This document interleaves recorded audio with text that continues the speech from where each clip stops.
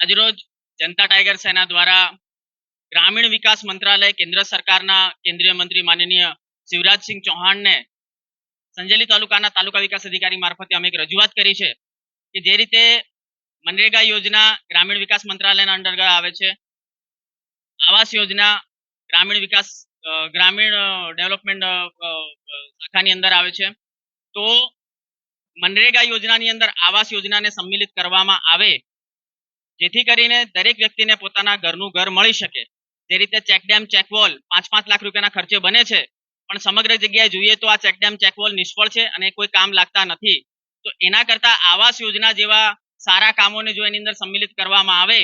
તો દાહોદ જિલ્લાના લગભગ 31 લાખ જેટલી જનતા છે, દરેકને પોતાના સપનાના ઘરની આશા છે। તો આ આવાસ યોજનાને મનરેગા યોજના હેઠળ લાવવા માટે ગ્રામીણ વિકાસ મંત્રાલયના મંત્રી શ્રી શિવરાજસિંહ ચૌહાણને અમે સંજેલી તાલુકાના તાલુકા વિકાસ અધિકારી મારફતે જય